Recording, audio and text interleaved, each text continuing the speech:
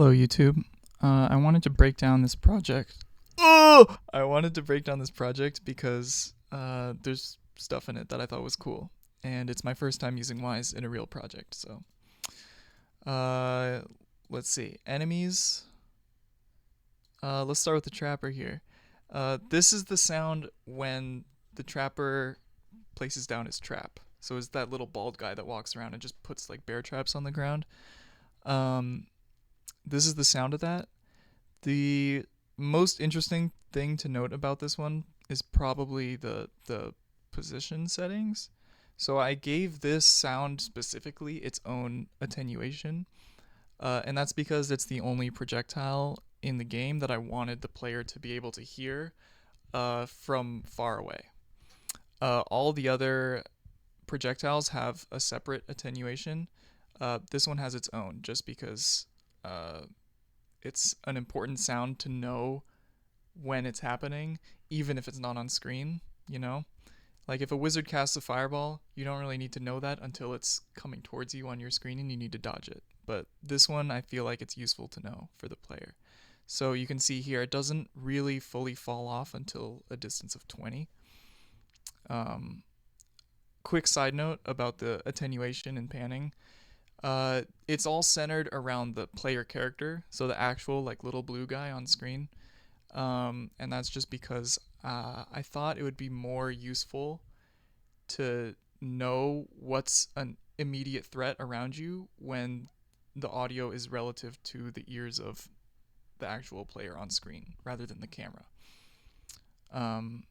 So in that way, like things that are closer to you are going to be louder and more prominent, and it just, I don't know, made sense. This is the sound when a player gets caught in the trap, and they have like 3 seconds until they can move again. So the purpose of this sound, this is my favorite sound in the whole thing, by the way. It's so satisfying to listen to. And its purpose is mainly just to give the player a cue for when they're going to be able to move again. And so you can hear it like when you start to wind up, like getting out of the trap or whatever, and then you can start dashing and stuff. Wizard has 2 abilities. He can do fireball and he can do lightning. So this is the cast and this is the loop of the fireball. And so these are both part of a single event that is called, which is Wizard Fireball Cast. It's going to play the sound of the cast, and then it's going to play the loop pretty much immediately after, like 0.3 seconds after. So all together, you get that. It extinguishes and just stops. Lightning. This is split up into the charge and the strike. So this is the charge up, and then it's going to be touching down. I don't know, not too much to say about that one. The bat is a random container of 8 different little vocalizations I did, just pitched up really far, I think. And there's going to be a ton of bats. These are like sort of your basic enemy that you're going to see all over the place. And so these just all sort of just happen intermittently.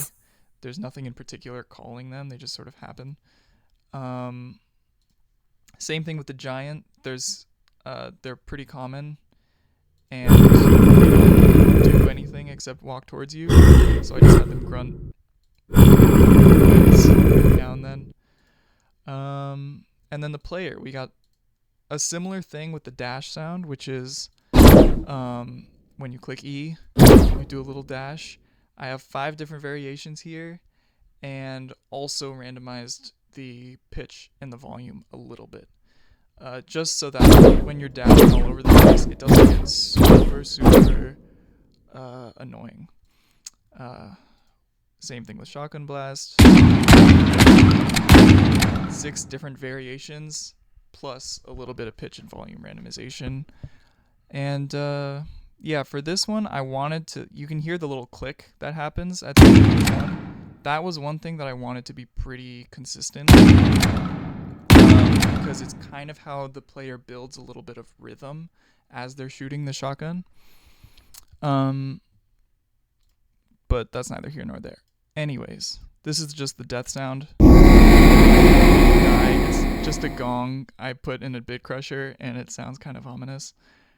This is the low health alarm, which you cannot hear because the current health is one of the RTPCs for this. So it takes in the information of what the player's health is at. And if it ever goes below, like, I think it's around 50. Here, if I play this and bring this down, you'll start to hear it. Yeah. And yeah, beyond 50, it pretty quickly fades out. Slam. This one definitely should have been two separate objects, kind of like the wizard lightning charge and strike. But I did not do that. This one's the most recent ability, so it still needs a tad bit of polish. This is the take damage sound effect.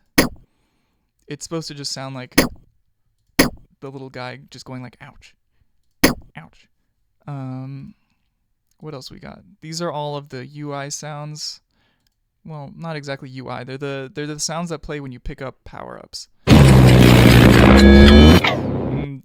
That one definitely needs to change for legal reasons, but the rest of these are pretty standard. And yeah. Lastly, we got the music. There's only one song.